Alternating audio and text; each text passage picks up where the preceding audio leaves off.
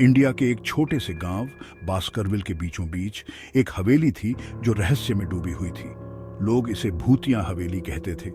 यह हवेली अतीत का एक निशान थी। इसका कभी भव्य पहलू अब टूट रहा था। ऊंची ऊंची बेलें जैसे कंकाल की उंगलियां इसकी जर्जर दीवारों पर चढ़ गई थी।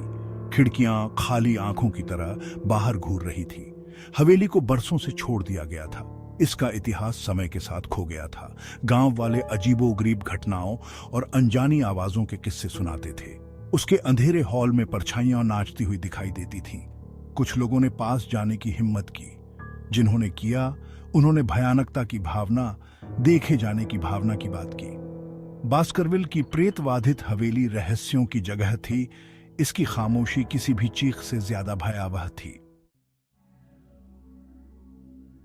एक तूफानी रात त्रासदी आ गई। एक अमीर व्यापारी, उसकी पत्नी और उनके 2 छोटे बच्चे बिना किसी निशान के गायब हो गए।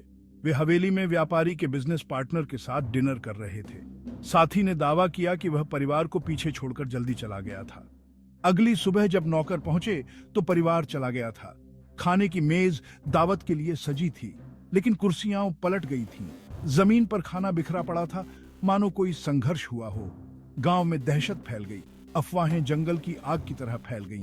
कुछ ने पारिवारिक अभिशाप की बात कही, दूसरों ने खेल में डार्क फोर्सेस की बात की। व्यापारी एक क्रूर व्यवसायी था जो अपने संदिग्ध व्यवहार के लिए जाना जाता था। क्या उसने आखिरकार गलत व्यक्ति को पार कर लिया था या कुछ और भयावह काम कर रहा था? मैंने फुसफुसाहट, अफवाहें, डर सुना था, लेकिन मैं तर्क का आदमी हूं, सच्चाई का तलाशने वाला हूं। मैं भूतों की कहानियों पर विश्वास करने से इनकार करता हूं। बास्करविल में नए आए एक युवा पत्रकार विजय को इस बात की उत्सुकता थी। उसने खुद हवेली की जांच करने का फैसला किया। व्यापारी के लापता होने के पीछे की सच्चाई का पता लगाने के लिए दृढ़ संकल्पित था। अपने नोटपैड, कैमरा और स्वस्थ संदेह से लैस विजय हवेली के भव्य लोहे के फाटकों के पास पहुंचा। जैसे ही उसने कर्कश फाटकों को धक्का दिया, बेचैनी की भावना ने उसे अपनी चपेट में ले लिया। उसने इस भावना को नजरअंदाज कर दिया, ये बताते हुए कि उसने जो कहानियां सुनी थी वे उसके कारण थी। विजय ऊंचे रास्ते पर कदम रखता है, उसके कदम सन्नाटे में गूंज रहे हैं। वह उन घटनाओं के लिए एक तर्कसंगत व्याख्या खोजने के लिए दृढ़ था जो उन दीवारों के भीतर हुई थी। भाग 4, स्टडी रूम में राज। सावधानी से मैंने हवेली के माध्यम से अपना रास्ता बनाया। हर कमरा धूल और जाले से ढका हुआ था। हवा में सड़ांध की गंध फैली हुई थी। वह आखिरकार उस जगह पर पहुंचा जो व्यापारी का स्टडी रूम प्रतीत हो रहा था। स्टडी रूम अस्त व्यस्त था।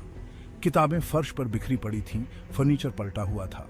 मैंने चिमनी के पास फर्श का एक तख्ता ढीला देखा। उसे खोलते ही मुझे नीचे एक छोटी सी लकड़ी की संदूक छिपी हुई मिली। संदूक के अंदर उसे खगोल विज्ञान से संबंधित पुराने दस्तावेज और नक्शे मिले। व्यापारी एक गुप्त खगोल शास्त्री था। इन दस्तावेजों का बहुत बड़ा महत्व होना चाहिए। मैंने सामान को ध्यान से इकट्ठा किया, उन्हें अपने थैले में रखा। जैसे ही उसने संदूक को बंद किया, विजय ने अपनी रीढ़ की हड्डी में अचानक ठंडक महसूस की। कमरे की हवा भारी, दमनकारी महसूस हुई। भाग 5, भूतिया प्रेत। स्टडी रूम के बाहर दालान से एक धीमी सी गड़गड़ाहट गूंज उठी। मैं जम गया। मेरा दिल मेरी छाती में तेज हो रहा था। वह धीरे धीरे दरवाजे के पास पहुंचा।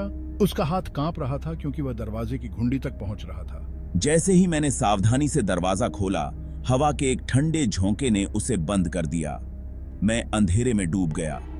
दहशत मेरे अंदर दौड़ गई। मैंने अपने लाइटर के लिए लड़खड़ाते हुए हाथों से टटोला। टिमटिमाती लौ ने एक भयावह दृश्य प्रकट किया। चमकती लाल आंखों वाली एक छायादार आकृति दालान के अंत में खड़ी थी। हवा ठंडी हो गई और एक शोकपूर्ण चीख हवेली में गूंज उठी। मैंने डर के मारे देखा कि वह आकृति मेरी ओर सरक रही है। उसका रूप धुएं की तरह बदल रहा है और घूम रहा है। भाग 6, सच्चाई का खुलासा। पूरी जांच के बाद हमने पाया कि बूढ़ी औरत इन दस्तावेजों की रक्षा कर रही थी। वे हवेली के एक छिपे हुए इतिहास को उजागर करते हैं। मैं हमेशा से जानता था कि इस जगह के बारे में कुछ खास है। व्यापारी सिर्फ एक व्यापारी नहीं था, वह एक विद्वान, एक दूरदर्शी व्यक्ति था। अब इन निष्कर्षों के साथ हम हवेली की सच्ची कहानी बता सकते हैं। यह केवल एक प्रेतवाधित घर नहीं है, यह ऐतिहासिक महत्व का स्थान है। सच्चाई का पता चला, हवेली की कहानी आखिरकार पूरी हुई। विजय की खोज ने अतीत के सायों पर प्रकाश डाला था।